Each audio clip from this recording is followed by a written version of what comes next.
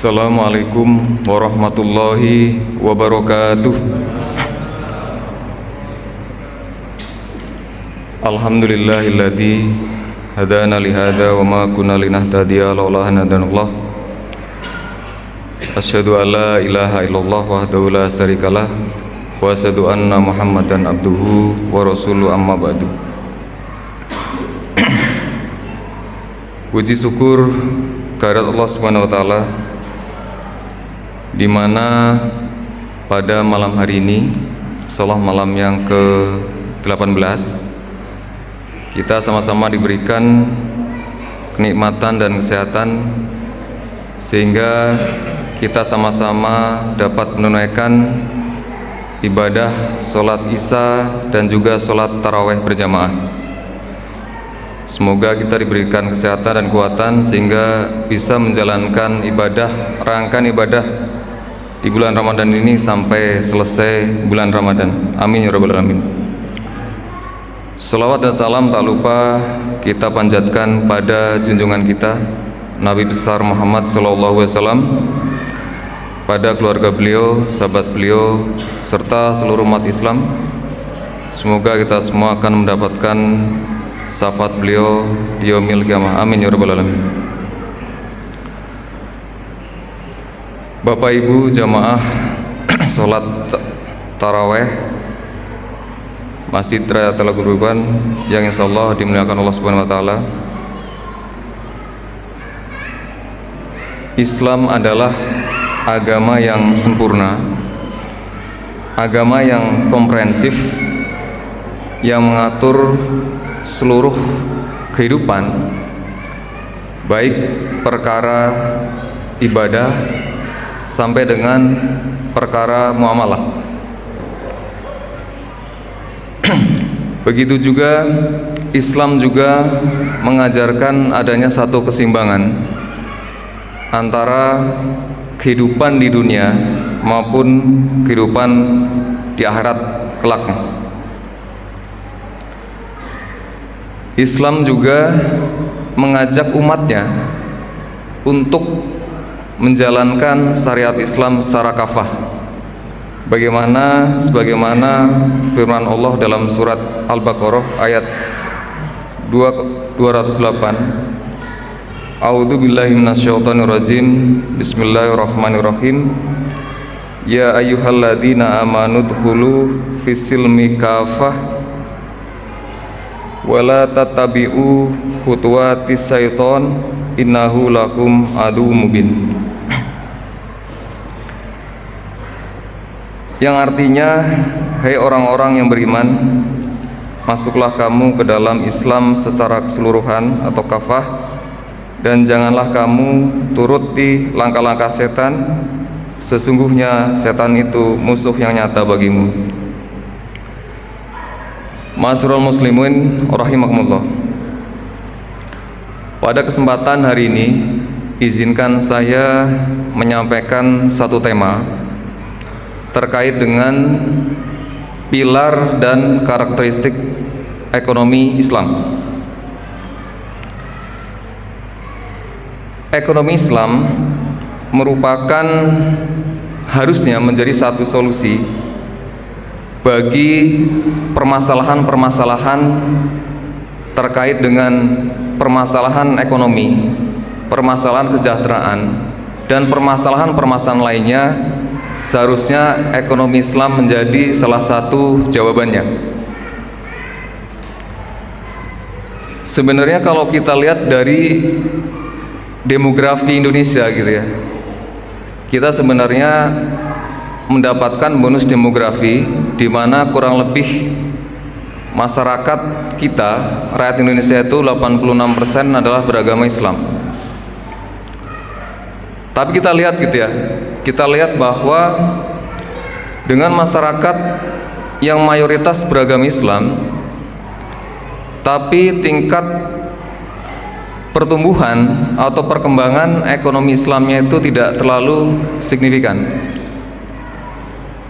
Ini tentunya menjadi satu tantangan tersendiri gitu ya, menjadi sebuah tantangan tersendiri. Kenapa sebuah ekonomi yang berlandaskan ekonomi rabani ini tidak terlalu diterima ataupun tidak terlalu berkembang di negara yang notabene beragama Islam.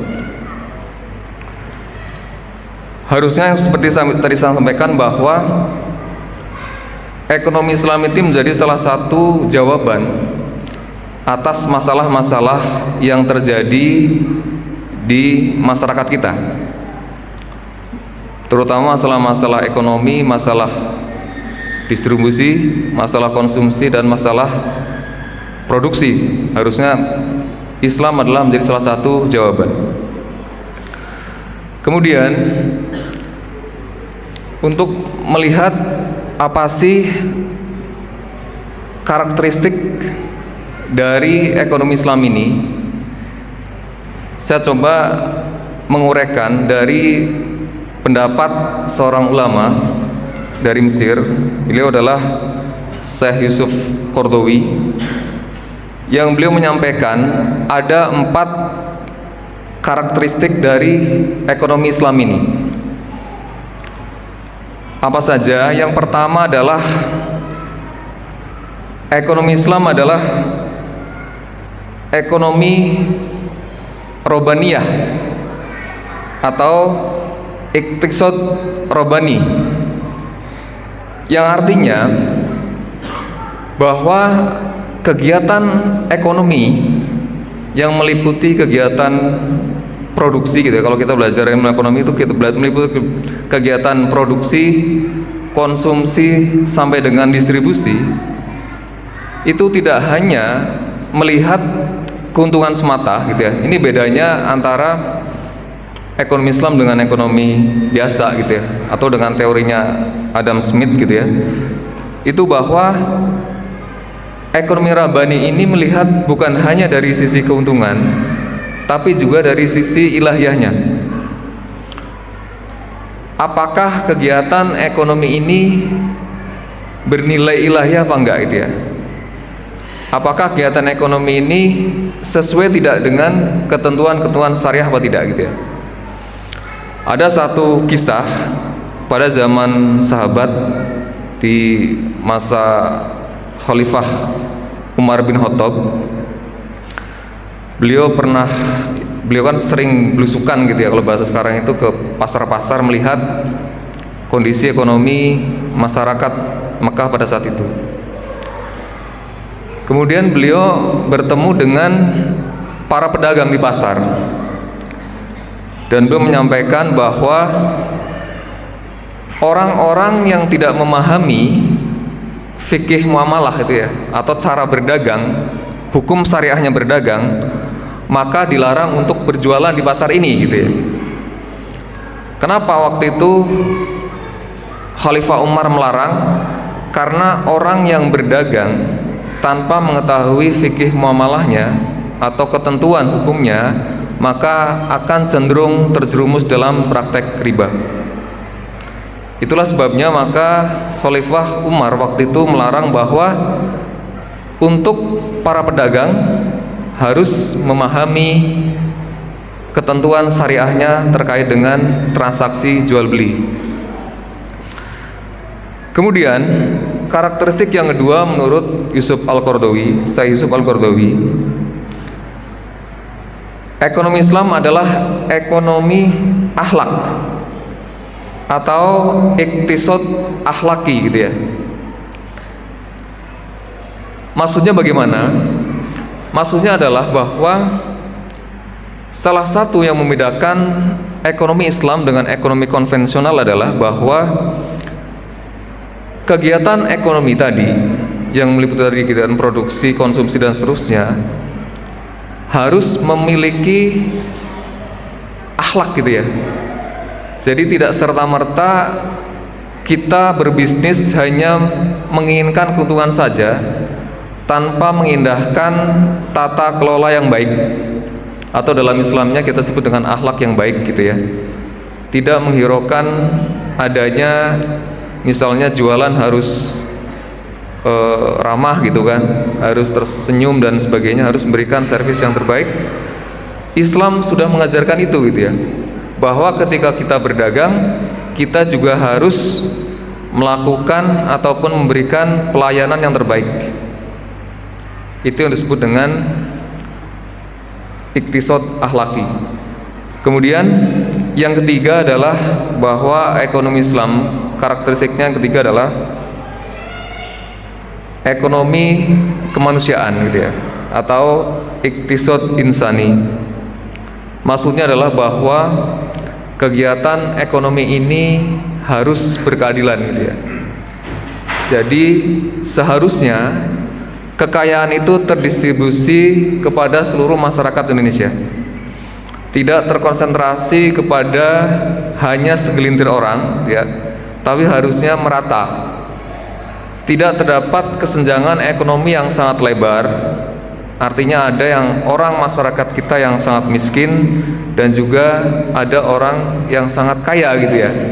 Seharusnya konsep Islam itu adalah bahwa kekayaan ini harusnya terdistribusi secara merata. Maksudnya tidak semuanya sama kaya atau sama miskin, tapi proporsional gitu ya.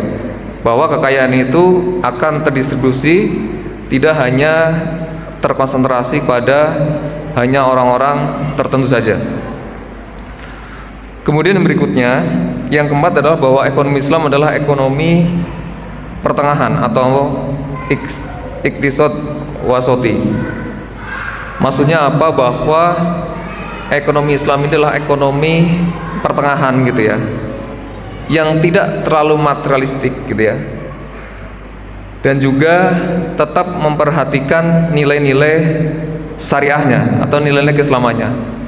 Sehingga dari keempat itu kita bisa menyimpulkan gitu ya, melihat bahwa sangat signifikan gitu ya perbedaan antara teori ekonomi klasik gitu ya atau konvensional jika dibandingkan teori yang tadi disampaikan atau menurut teori yang digagas oleh Syekh Yusuf Qaradawi, bahwa ekonomi konvensional adalah bagaimana mendapatkan keuntungan yang sebanyak-banyaknya.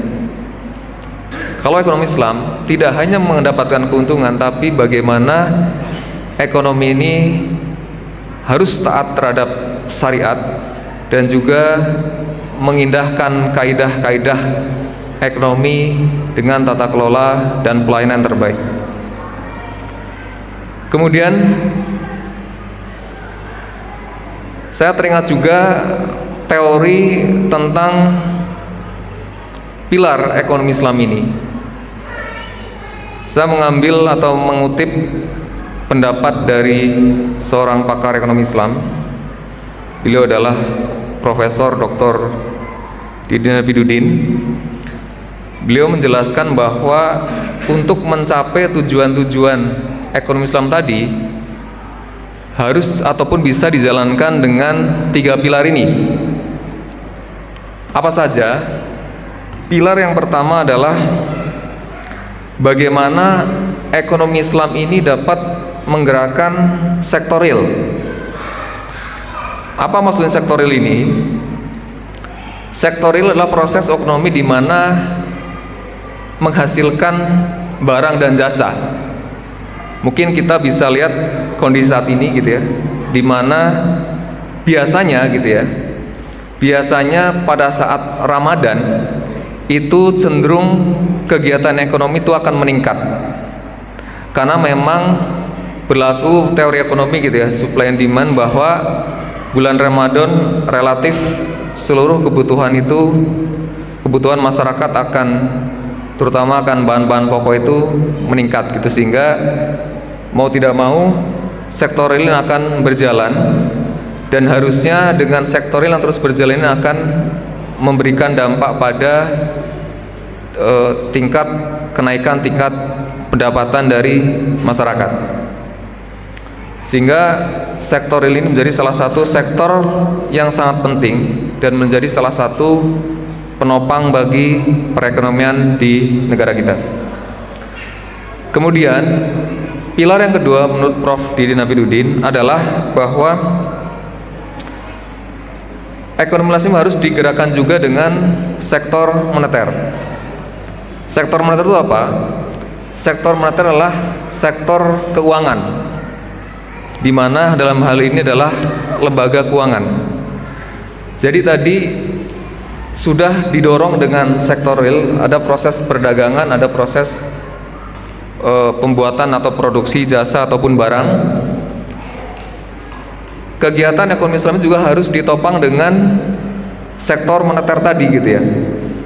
Adanya stabilitas ekonomi, stabilitas moneter, dan juga terjaganya misalnya inflasi dan seterusnya.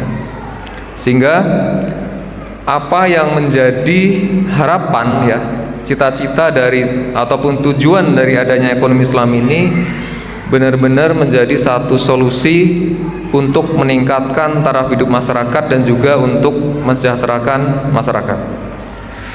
Kemudian yang terakhir, menurut Prof. Didin, bahwa pilar dari ekonomi Islam ini adalah ekonomi filantropi. Apa itu ekonomi filantropi? Ekonomi filantropi itu diwujudkan dalam bentuk pengelolaan zakat, infak, sedekah, dan wakaf. Dimana kalau kita lihat dari data para lembaga zakat nasional, potensi zakat, infak, sedekah, dan wakaf ini di Indonesia itu masih luar biasa gitu ya, karena potensinya sangat besar tapi yang dikelola masih sangat kecil. Apabila filantropi ini dikelola dengan baik, itu dampaknya itu sangat luar biasa gitu ya, dimana filantropi ini, zakat, infak, sedekah ini akan memberikan dampak yang luar biasa, mendorong sektor kesejahteraan yang semakin meningkat, yang pada akhirnya tadi gitu ya, ekonomi Islam ini menjadi salah satu jawaban dan solusi terhadap kegelisahan itu ya, jawaban-jawaban permasalahan-permasalahan ekonomi yang saat ini dialami oleh kita semua. Mungkin itu saja yang bisa saya sampaikan. Kurang lebihnya mohon maaf. Billahi taufiq wal hidayah. Assalamualaikum warahmatullahi wabarakatuh.